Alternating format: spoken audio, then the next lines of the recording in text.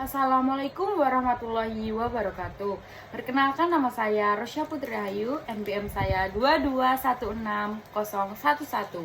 Saya di sini selaku moderator dan mewakili 3 orang teman saya dari kelompok 9. Nah, kali ini saya akan menerangkan tentang materi Pancasila sebagai paradigma dalam pembangunan nasional. Nah, yang pertama ada pengertian paradigma.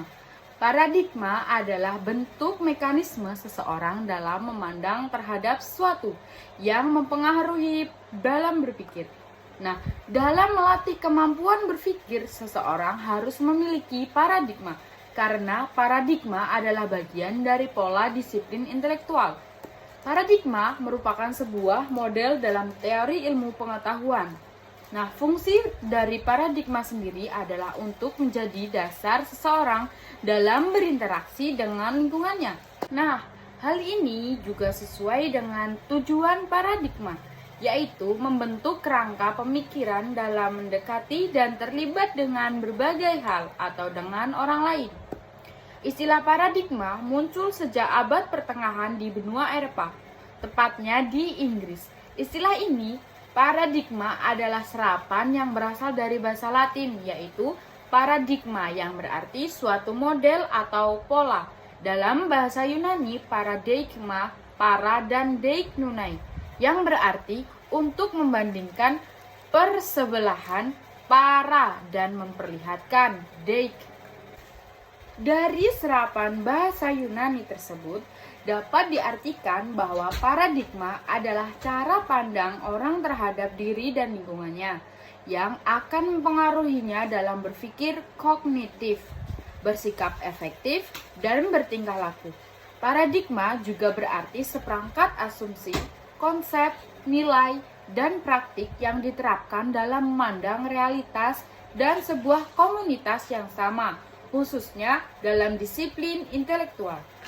Dilansir dari Kamus Besar Bahasa Indonesia atau biasa disingkat KBBI, paradigma adalah model dalam teori ilmu pengetahuan. Tidak hanya itu, dalam percakapan sehari-hari, istilah paradigma atau berpikir, karena paradigma adalah model utama atau pola atau metode untuk meraih beberapa jenis tujuan. Nah, kali ini ada juga definisi paradigma menurut para ahli. Para ahli memiliki kesimpulan masing-masing terhadap arti dari paradigma. Antara lain dari Stephen Choi. Menurut Stephen Choi, paradigma adalah cara kita memandang sesuatu atau pandangan, kerangka, acuan, atau keyakinan kita. Paradigma adalah seperti kacamata. Stephen Covey merangkum bahwa ada 3 paradigma pada umumnya. Paradigma tentang diri sendiri, paradigma tentang orang lain, dan paradigma tentang kehidupan.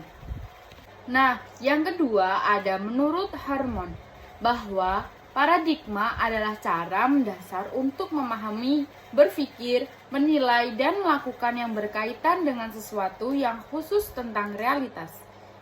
Nah, kali ini juga ada menurut Baker. Menurut Baker, paradigma adalah kumpulan dari perangkat aturan yang menetapkan atau mendefinisikan batas-batas. Paradigma juga menjelaskan bagaimana sesuatu harus dilakukan dalam batas-batas itu untuk berhasil. Perkenalkan, nama saya Cecilia Donadwi Gastella dengan nomor NPM 22160117. Di sini saya akan menjelaskan materi tentang Pancasila sebagai paradigma reformasi. Pancasila sebagai paradigma reformasi. Inti reformasi itu adalah memelihara segala yang sudah baik dari kinerja bangsa dan negara yang ada di masa lampau dan mengoreksi segala kekurangan sambil merintis untuk menjawab tantangan di masa depan. Jadi, peranan Pancasila dalam era reformasi itu harus nampak sebagai paradigma ketatanegaraan, yang artinya Pancasila menjadi pola pikir atau kerangka pikir bangsa Indonesia, khususnya sebagai dasar negara. Pancasila sebagai landasan kehidupan dan bernegara. Ini berarti bahwa setiap gerak langkah bangsa dan negara Indonesia harus selalu dilandasi oleh sila-sila yang terdapat dalam Pancasila. Syarat-syarat reformasi. Gerakan reformasi dilakukan karena adanya suatu penyimpangan-penyimpangan. Masa pemerintahan Orba banyak terjadi suatu penyimpangan.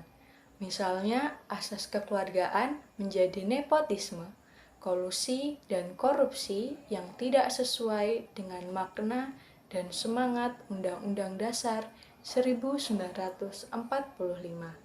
Yang kedua, gerakan reformasi dilakukan dengan berdasar pada suatu kerangka struktural tertentu. Jadi, reformasi prinsipnya suatu gerakan untuk mengembalikan kepada dasar nilai-nilai sebagaimana yang dicita-citakan bangsa Indonesia. Yang ketiga, gerakan reformasi akan mengembalikan dasar sistem negara demokrasi, bahwa kedaulatan adalah di tangan rakyat. Oleh karena itu, reformasi sendiri harus berdasarkan pada kerangka dan kepastian hukum yang jelas.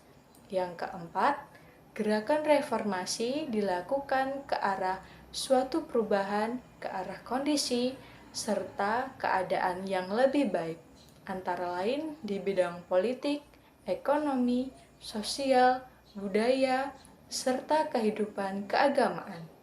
Yang kelima, gerakan reformasi dilakukan dengan suatu dasar moral dan etika sebagai manusia yang berketuhanan yang Maha Esa, serta terjaminnya persatuan dan kesatuan bangsa. Nah, kali ini juga ada Pancasila sebagai paradigma pembangunan. Arti Pancasila sebagai paradigma pembangunan mengutip dari buku pelatihan guru mata pelajaran PPKN SMA atau SMK yang ditulis Mukiat dan kawan-kawan pada tahun 2016. Pancasila sebagai paradigma pembangunan nasional memiliki arti bahwa segala aspek pembangunan nasional harus berlandaskan nilai-nilai Pancasila. Oleh sebab itu, pembangunan nasional ditunjukkan untuk meningkatkan harkat dan martabat manusia yang meliputi aspek rohani, jasmani, aspek individu, sosial, dan ketuhanan. Sementara itu, melansir dari BPKAD banjarcap.go.id, Pancasila sebagai paradigma artinya nilai-nilai dasar Pancasila secara normatif menjadi kerangka acuan setiap aspek pembangunan nasional di Indonesia. Ini merupakan konsekuensi pengakuan bangsa Indonesia atas Pancasila sebagai dasar negara. Perkenalkan, nama saya Sela Virginia Borus Tumorang dari kelas 1C dengan NPM 22160113. Saya dari kelompok 9 akan menjelaskan tentang Pancasila sebagai bidang politik. Pancasila sebagai pembangunan bidang politik, pembangunan ditunjuk untuk membentuk pemerintahan demokratis yang menjunjung kebebasan berpendapat serta melayani tuntutan rakyat secara adil dan terbuka dan akuntabel. Dalam hal ini, Pancasila memberikan dasar-dasar moralitas politik negara yang berdasarkan ketuhanan yang Maha Esa dan kemanusiaan yang adil dan beradab. Selanjutnya, Pancasila sebagai paradigma pembangunan sosial budaya. Pancasila sebagai paradigma pembangunan sosial budaya. Pembangunan sosial budaya harus mampu meningkatkan harkat dan martabat manusia, yaitu menjadi manusia yang berbudaya dan beradab. Kemudian, berdasarkan Sila Persatuan Indonesia, pembangunan sosial budaya dikembangkan atas dasar penghargaan terhadap budaya-budaya yang beragam di Nusantara. Pancasila sebagai paradigma pembangunan ekonomi. Dalam pembangunan ekonomi, pemerintah harus berlandaskan Pancasila, terutama sila kelima, yaitu keadilan sosial bagi seluruh rakyat Indonesia. Hal ini bertujuan untuk mensejahterakan rakyat secara keseluruhan.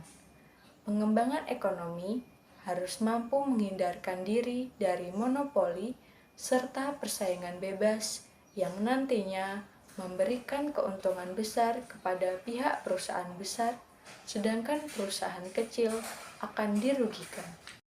Sebagai paradigma pembangunan, hukum, salah satu tujuan negara Indonesia adalah melindungi segenap bangsa Indonesia dan seluruh tumpah darah Indonesia.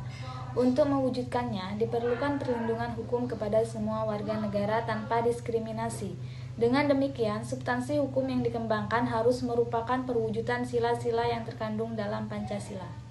Assalamualaikum warahmatullahi wabarakatuh. Perkenalkan, nama saya Sarla Markiza Nur Hasansyah, NPM 22160115. Pancasila sebagai paradigma kehidupan kampus.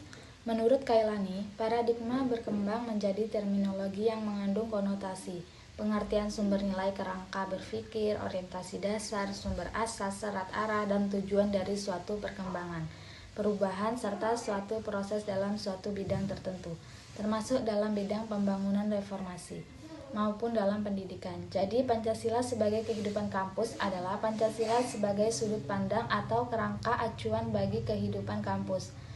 Fungsi dari kampus itu sendiri adalah selain untuk wadah sarana pendidikan juga sebagai tempat menimba ilmu, di mana elemen mahasiswa memegang peran utama dalam mengatur, mengendalikan, dan menaati segala peraturan yang ada di kampus. Sekian dari kelompok 9, saya ucapkan terima kasih. Wassalamualaikum warahmatullahi wabarakatuh.